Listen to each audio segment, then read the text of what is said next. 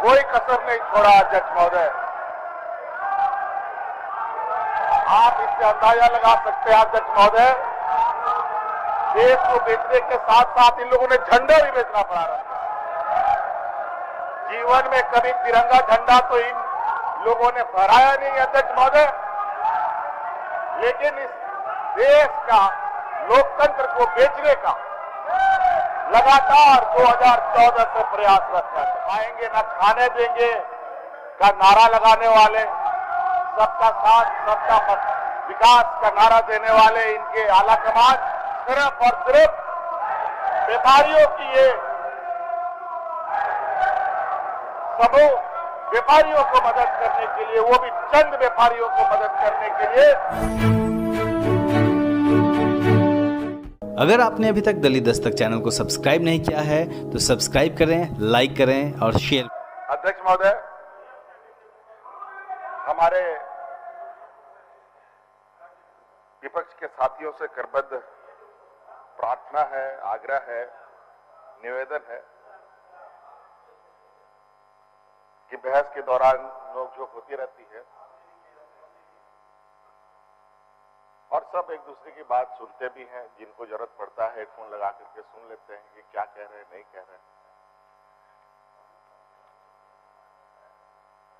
मेरा आप लोगों से ये आग्रह होगा कि आज जो प्रस्ताव आया है, इस प्रस्ताव को आप लोग कृपया पूरा सुने और मैदान छोड़कर भागने का प्रयास न करें।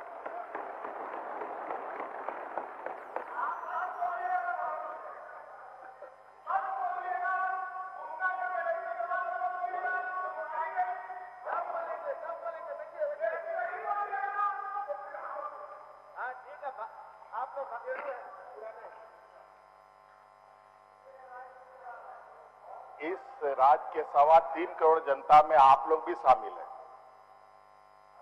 हम लोग भी शामिल हैं। और जब हम राज्य के 3.25 करोड़ लोगों की को संतुष्ट करने का प्रयास कर रहे हैं तो स्वाभाविक रूप से आप लोग को भी संतुष्ट करने का हमारा प्रयास होगा। हालांकि आप लोगों की चाहत और आप लोगों की इच्छा इतनी है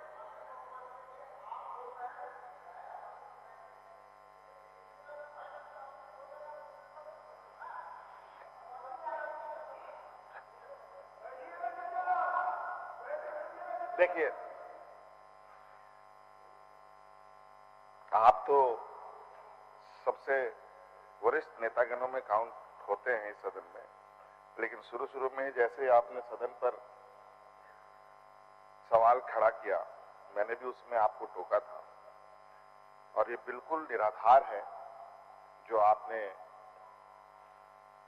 आसन पर सवाल किया। अगर आपको ज्यादा उस पे शक है तो आप प्रोसीडिंग को भी उठा के आप देख सकते हैं। अध्यक्ष महोदय, आज विश्वास मत को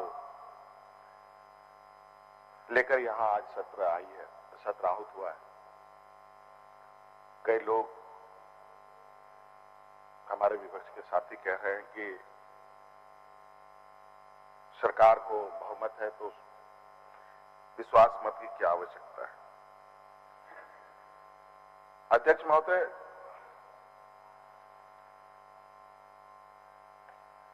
वो इसलिए है अध्यक्ष महोदय,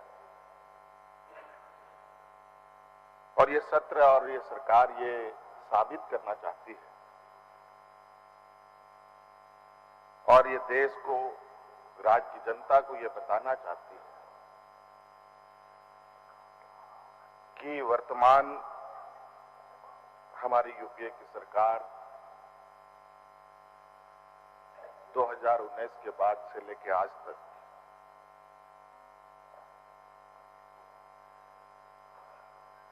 कोरोना जैसे वैश्विक महामारी का भी मुंह तोड़ हम लोगों ने जवाब दिया। झारखंड जैसे पिछड़े राज्य को जिस तरीके से इस सरकार ने संभाला है और ये सौभाग्य हम सब लोगों को प्राप्त हुआ, यूपीए गठबंधन को यह प्राप्त हुआ कि ये महामारी हमारे सरकार के दौरान आई। अगर इनके दौरान आती तो पता नहीं यहाँ के गरीब, आदिवासी, दलित पिछड़ों का क्या होता, अध्यक्ष महोदय, यहाँ के मजदूरों का क्या होता, ये कहना बड़ा मुश्किल है।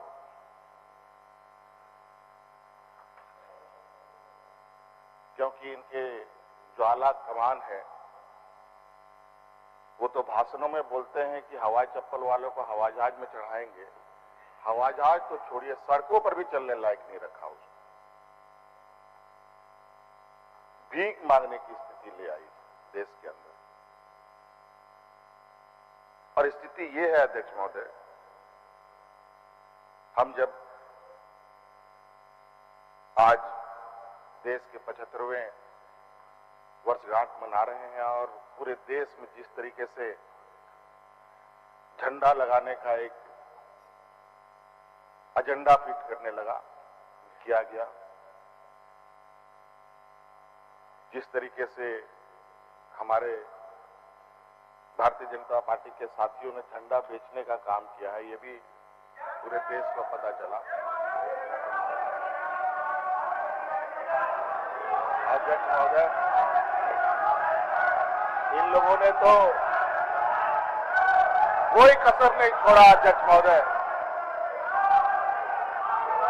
आप इससे अंदाजा लगा सकते हैं अध्यक्ष महोदय, देश को बेचने के साथ साथ इन लोगों ने झंडा भी बेचना प्रारंभ किया। जीवन में कभी तिरंगा झंडा तो इन लोगों ने फहराया नहीं अध्यक्ष महोदय, लेकिन इस देश का लोकतंत्र को बेचने का लगातार 2014 से प्रयासरत है। अध्यक्ष महोदय, न खाएंगे न खाने देंगे का नारा लगाने वाले, सबका साथ सबका विकास का नारा देने वाले इनके आला कमान किसी का साथ नहीं देते, किसी को साथ लेकर नहीं चलते। सिर्फ और सिर्फ व्यापारियों की ये समूह व्यापारियों को मदद करने के लिए, वो भी चंद व्यापारियों को मदद करने के लिए पूरे देश को इन लोगों ने ताक पर रख दिया है। अध्यक्ष महोदय, आज गरीबों को पेंशन देने का इनके पास पैसा नहीं है अध्यक्ष महोदय, और ये कहते हैं कि सरकारें रेवड़ियां बांटती है। अध्यक्ष महोदय, व्यापारियों का कर्ज माफ होता है, 10-10 लाख करोड़ रुपए का कर्ज माफ होता है, उसको रेवड़ी बांटना कहते हैं अध्यक्ष महोदय। अध्यक्ष महोदय, आप विगत 2014 से लेकर आज तक देखें अध्यक्ष महोदय, और इस राज अलग होने के बाद से इन लोगों ने जिस तरीके से सत्ता पक्ष में बैठकर इस राज्य की दुर्गति की है अध्यक्ष महोदय, उसका करारा जवाब इन लोगों को 2019 में इस राज्य की जनता ने दिया अध्यक्ष महोदय। आज उसकी लाठी की दर्द इतनी दर्दनाक रही है अध्यक्ष महोदय कि उसका बर्दाश्त ये आज तक नहीं कर पा रहे हैं। जब राजनीतिक तौर पर ये हमसे नहीं सक रहे तो अपने संवैधानिक संस्थाओं को देश के गैर भाजपा शासित राज्यों में भेज करके वहां की लोकप्रिय सरकार को अस्थिर करने का प्रयास किया जा रहा है अध्यक्ष महोदय। अध्यक्ष महोदय, इनके ये ऐसे समूह के लोग हैं, मुझे आज उस कड़ी को मैं जोड़ रहा हूं जो मैं अभी हाल के दिनों में चीजें सामने आई। ये ऐसे मान्य सदस्य आसन से सुने, अनुयायी अध्यक्ष महोदय, सुनिए जिनके मां सदन नेता बोल रहे, सुनिए। बुलबुल के पंख में उड़ के जेल से बाहर निकलते थे, और वही ये लोग हैं जो ये यहाँ पर हाथी उड़ाने का काम करते थे अध्यक्ष महोदय। अब बुलबुल के पंख में ये उड़ते हैं, हाथी में ये उड़ते हैं, सोने के थाली में ये खाना परोसते हैं, और यहाँ के लोग और इनकी सरकार में भाग भाग करके लोग अपनी जान देने के लिए मजबूर होता रहा अध्यक्ष महोदय। और जिस तरीके से आज हम लोगों ने काम किया है अध्यक्ष महोदय, अगर मैं वो गिनाना शुरू करूंगा तो इनकी लिखते लिखते इनकी स्याही खत्म हो सकते हैं अध्यक्ष महोदय। अध्यक्ष महोदय,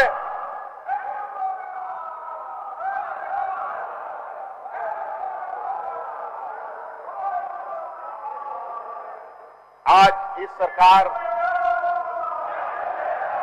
को पत्रकार, मीडिया चैनल, तरह तरह के सोशल मीडिया, चाहे क्षेत्रीय हो चाहे अंतर्राष्ट्रीय स्तर का हो, सब जगह इनको बदनाम करने का एक षड्यंत्र रचा जा रहा है। आज यहाँ के इस राज्य के भी बड़े बड़े पत्रकार, लेखक को मैं बहुत उनकी आज की उनके एडिटोरियल और उनके जो अखबारें छपते हैं उनको मैं बहुत गंभीरता से देखता हूं कि वो किस तरीके से राज्य की जनता और राज्य की राजनीतिक गतिविधियों पर नजर रखते हैं और उसको प्रकाशित करते हैं। अध्यक्ष महोदय, मुझे बहुत दुख होता है आज के दिन में भी जो आजादी से पहले जो यहाँ पर मनुवादी की सोच स्थापित रही है, वो कहीं ना कहीं आज उसको एक बढ़ावा दिया जा रहा है अध्यक्ष महोदय। जहां हम संविधान की कसम खाते हैं, जहां लोकतंत्र की कसम खाते हैं अध्यक्ष महोदय, जहां पर जाति, धर्म, नस्ल, रंग, भेद को छोड़कर ही देश का विकास हो सकता है, इसकी कसम खाते हैं अध्यक्ष महोदय, ये वहीं पर हिंदू, मुस्लिम, सिख, ईसाई का नारा लगा करके देश को भाग भाग में बांटने का काम कर रहे हैं अध्यक्ष।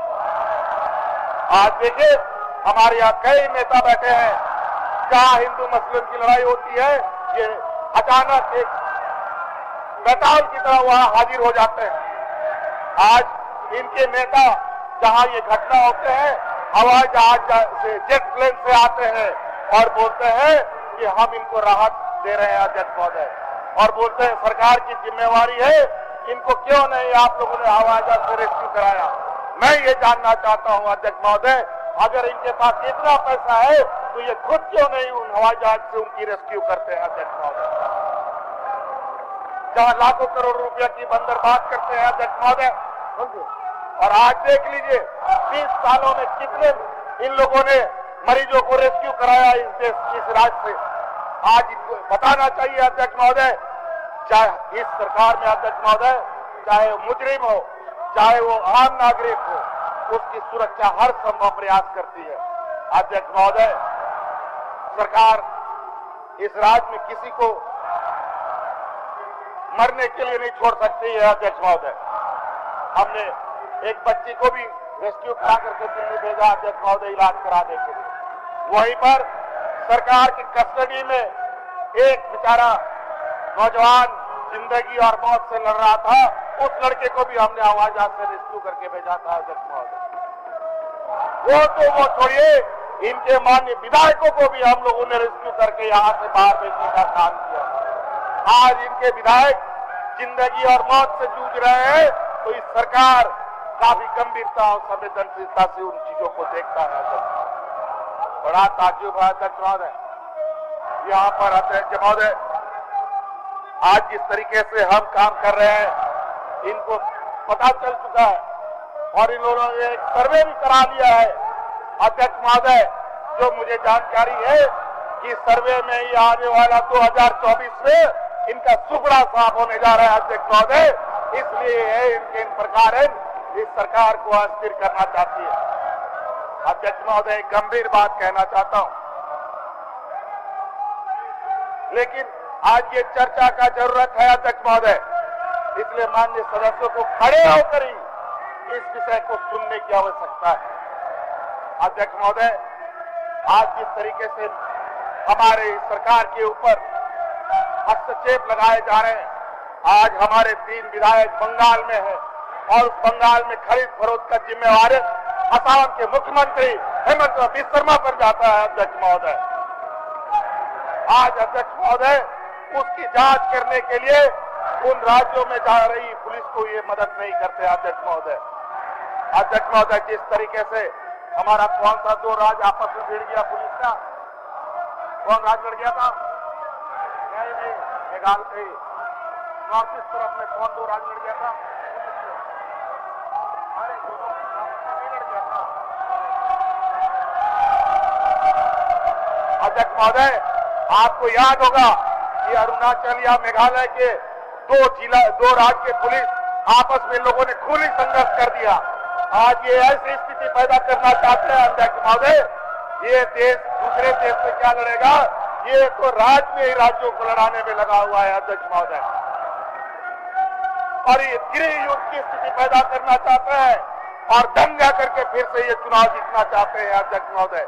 लेकिन मैं कह दूं, जब तक यूपीए की यहाँ सरकार है, ऐसे मंसूबों को कभी भी हवा नहीं मिलेगा और आपको मुंह तोड़ राजनीतिक जवाब भी देंगे और सदन के अंदर भी जवाब देने के लिए हम लोग सक्षम है अध्यक्ष महोदय। अध्यक्ष महोदय, इस राज्य में विगत मुझे लगता है महीनों भर से 15 जब गवर्नर वाला काम से शुरू हुआ, 25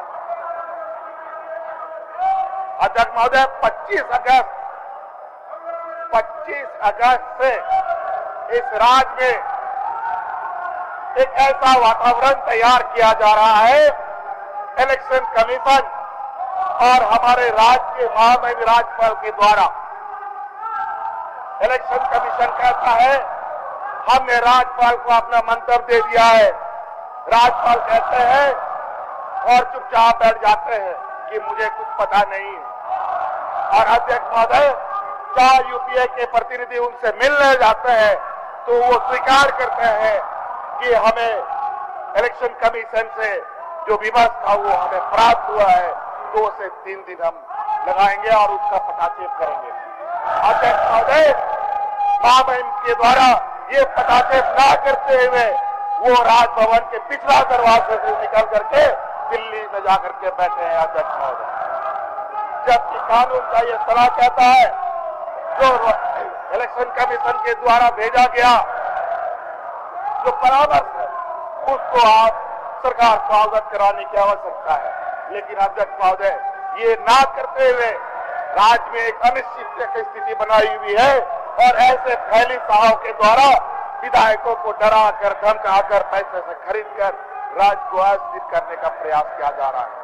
तो आज सदन में अध्यक्ष महोदय इसी वजह से यह सत्र लाई गई है अध्यक्ष महोदय कि देख लो सदन के अंदर हम कितने मजबूत हैं और एहसास कर लो कि सदन के बाहर हम कितने मजबूत हैं। आज आपने कभी देखा है, आज जाकर देखो सरकारी कर्मचारियों के चेहरे पर मुस्कान देखो, पारा शिक्षकों के चेहरे पर मुस्कान देखो, पुलिस कर्मियों के चेहरे पर मुस्कान देखो। आज अध्यक्ष महोदय आंगनबाड़ी सहायिका के चेहरों पर मुस्कान देखो। अध्यक्ष महोदय क्या करेंगे अध्यक्ष महोदय?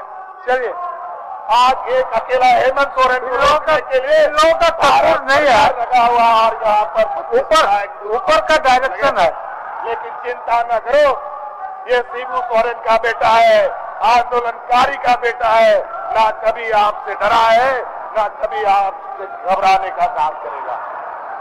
अध्यक्ष महोदय, आप लोगों अध्यक्ष महोदय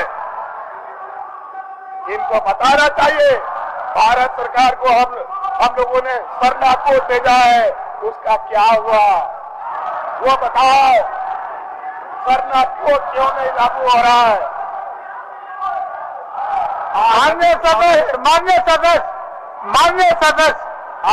माननीय सदस्य संसदीय आचरण के तहत अगर बोलते जवाब का जवाब देते तो विषय होता। अब आप खुद के बेल पर आकर के हाथ उठा के ये क्या समझाना चाहते हैं? समझ से परे है, समझ से परे है। बजे मान्य सदस्य महोदय, जवाब को जवाब न काटिए, जवाब को जवाब न काटिए, तर्क को तर्क से काटिए, लॉजिक को लॉजिक से काटिए, तब लोग अवस्था में बैठ। चलिए, आज ये केंद्र सरकार के अहंकार और घमंड में इतने चूर है अध्यक्ष महोदय, इनको लगता है कि जो हम चाहेंगे वो कर लेंगे। जो चाहेंगे सो कर लेंगे, लेकिन ऐसी बात नहीं है। आज इस राज्य में ऐसी सरकार है जो गलत काम करेगा उसको बुरी से कठिन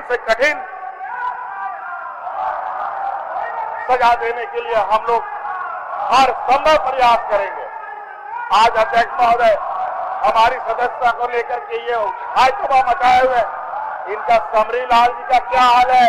देखिए एक विधायक वहां बैठा हुआ है, फर्जी विधायक यहाँ बैठा हुआ है अध्यक्ष महोदय, दूसरे राज्य से आके के फर्जी सर्टिफिकेट लेकर के विधायक बना हुआ है अध्यक्ष महोदय।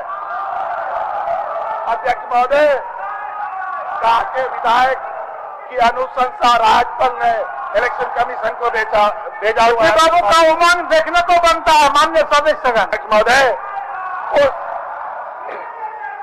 सवाल पर चुप्पी साधे हुए हैं और 2-3 विधायक को यहाँ बिकाऊ विधायक लोग बैठा हुआ है, जो हमारे आदरणीय बाबूलाल मरांडी जी ना जाने इतने विद्वान होकर के कैसे कैसे आचरण करते हैं, मेरे समझ से परे आता है अध्यक्ष महोदय। कैसे रंग बदलते हैं, गिरगिट भी शायद इतना जल्दी रंग नहीं बदलता है जितना हमारे आदरणीय बाबूलाल मरांडी जी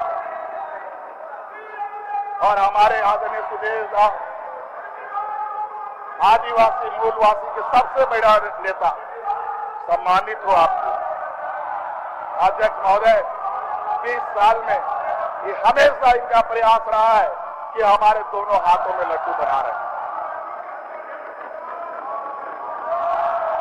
और अध्यक्ष महोदय यही नतीजा है और ऐसे ही लोग की वजह से हमारे ऐसे ही आदिवासी कुछ और ऐसे ही मूलवासी लोगों की वजह से इस राज्य को छलता आया है अध्यक्ष महोदय। इसीलिए यहाँ पर स्थानीयता 1932 चाहे CNT SPT चाहे OBC की आरक्षण की बात हो, यहाँ आदरणीय बाबूलाल जी बैठे हैं, OBC का आरक्षण किसने घटाया है ये बता दे सदन को।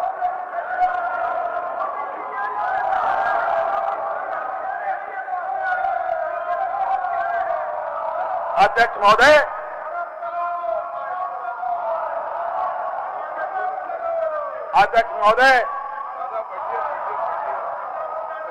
आप बैठिए सीपी बाबू थक गए। सीपी बाबू बैठिए।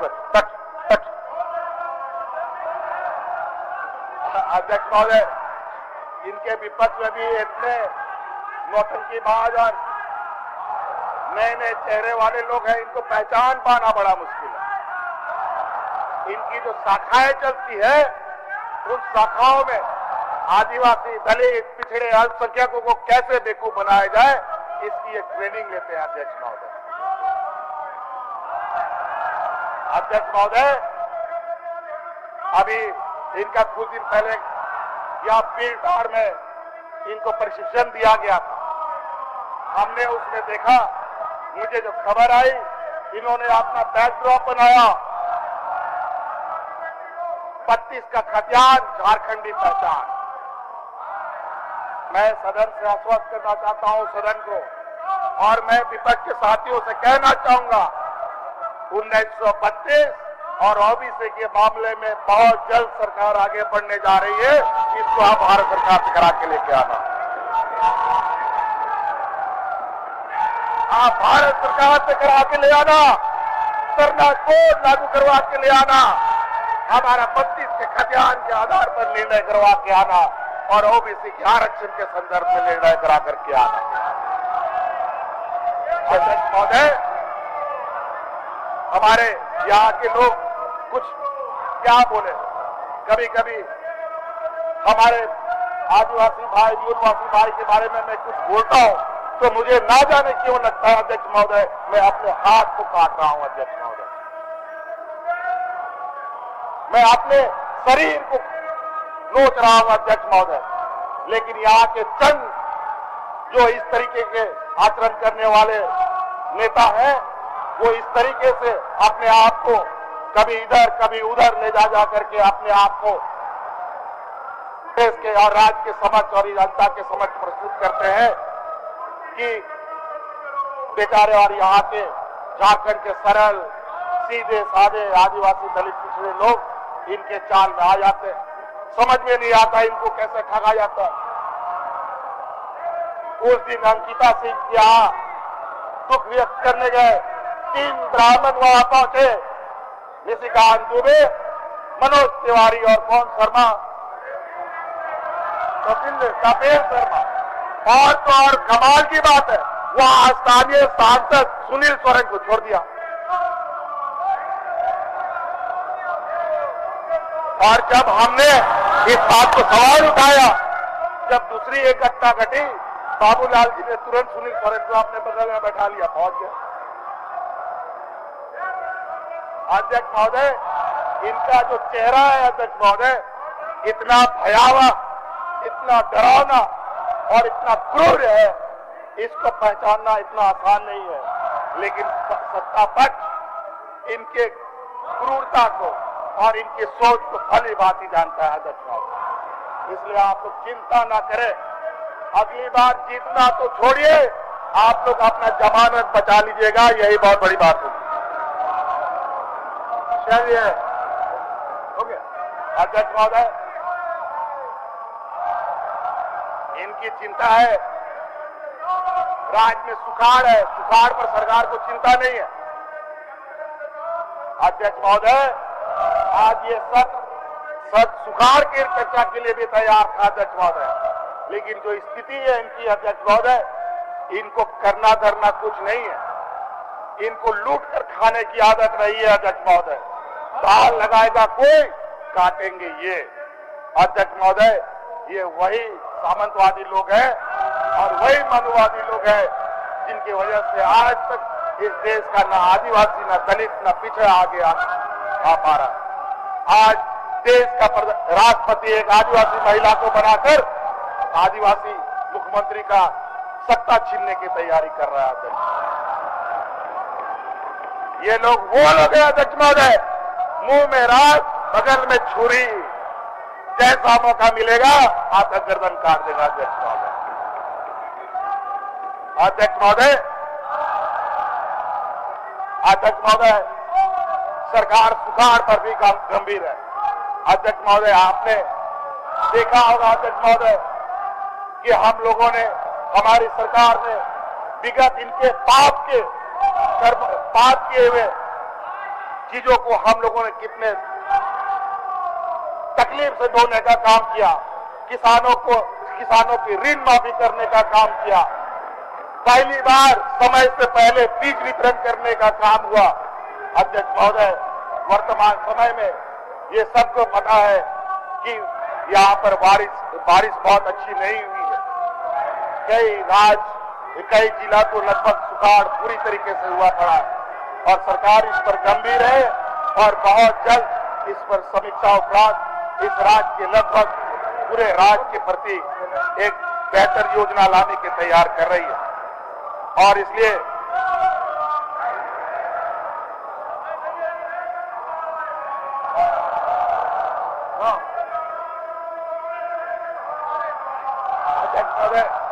और भी सुनेंगे। और अध्यक्ष महोदय, इस राज्य में एक ही आदमी, माननीय सदस्य, एक ही आदमी सुन रहा है, खाली सीपी बाबू, बाकी कोई लोग नहीं सुन रहा है। सीपी बाबू ही सिर्फ सुन रहा है। अध्यक्ष महोदय, जैसे भी हो सुन तो रहा है। ये खड़े हुए जमात 1985 का इन लोगों ने स्थानीयता परिभाषित किया। अध्यक्ष महोदय, हमारे आदरणीय बड़े भाई सुदेश जी यहाँ बैठे हुए और मौका जी मांग लो सदस्य हुआ करते थे। जब 85 का स्थानीयता घोषित हुई तो ताली बजा करके प्रेस कॉन्फ्रेंस करके कह रहे थे कि 85 का एक हथियार लागू सबसे बेहतर। अध्यक्ष महोदय, क्या मतलब अगर एक व्यक्ति की अगर हम इनकी पर्चियां खोलने लगे अध्यक्ष महोदय, तो ये सत्र एक दिन का नहीं 1 साल का भी करना पड़ेगा आपको। लेकिन आप लोग चिंता ना करें, आपको इस सत्र के माध्यम से ये दिखाना चाहते हैं, ये एहसास कराना चाहते हैं कि आप चोरी डकैती करने से कोई काम नहीं चलेगा, डराने धमकाने से काम नहीं चलेगा, खरीद बिक्री आप पैसे का ताकत ना दिखाए। अब इस राज्य की जनता जाग गई है और आने वाला समय में विधानसभा तो बाद में होगा, लोकसभा में ही इसका परिणाम आपको मिल जाएगा। अध्यक्ष महोदय, मुझे लगता है अध्यक्ष महोदय, भैंस के सामने बीन बजाना, इनके कान में नार कुछ भी नहीं रिंगने वाला। ये वो लोग हैं, मुंह में राम बगल में छुरी, और ऐसे चालाक चतुर लोगों के साथ बहस करना बहुत ज्यादा से भेदकर नहीं होगा। अध्यक्ष महोदय, सरकार की मंशा साफ है और हम चाहते हैं जो भी आपको हथियार चलाना है, जो भी आपके षड्यंत्र है, सामने से वार करो, पीठ पीछे वार करके क्या अपने आप को साबित करना चाहते हो? आप लोग आइए आमने सामने, और आज राज्य के महामहिम को भी इसका पटाक्षेप करना चाहिए कि राज्य के मुख्यमंत्री के ऊपर क्या आरोप लगे हैं, और उसका पूरा मुंहतोड़ जवाब देने के लिए भी और उसका कानूनी जवाब देने के लिए भी सत्ता पक्ष पूरा तैयार और एकजुट खड़ा है। इसलिए चूहों की तरह ओछी काम मत करें, छोटे छोटे कुतरने का बड़ा काम करने का कोशिश कीजिए। और आज देख लीजिए राज्य की जनता के चेहरों पर, आम नागरिकों के से बात करके जाके देखिए, दंगा करके किसी का भला नहीं हुआ।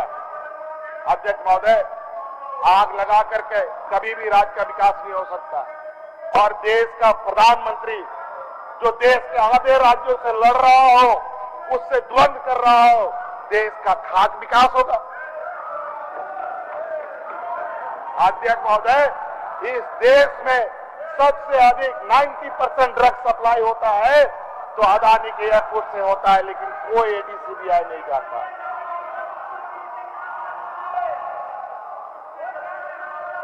अध्यक्ष महोदय, लेकिन यहाँ आदमी कपड़ा हटा करके एस्बेस्टस लगा ले तो ईडी हाजिर हो जाता है, सीबीआई हाजिर हो जाता है। ये हालत है अध्यक्ष महोदय। इसलिए अध्यक्ष महोदय, मैं अपना और गला बेवजह इनके सामने अपना खराब नहीं करना चाहता। इनको हम अपने काम और अपने उपलब्धियों के बदौलत इनको कुचलेंगे, इनके मंसूबे का कुचलेंगे, और भारतीय जनता पार्टियों के विचारों को भी कुचलेंगे। इन्हीं बातों के साथ मैं अपनी बातों को विराम देता हूँ। बहुत बहुत धन्यवाद। सबको जोहार।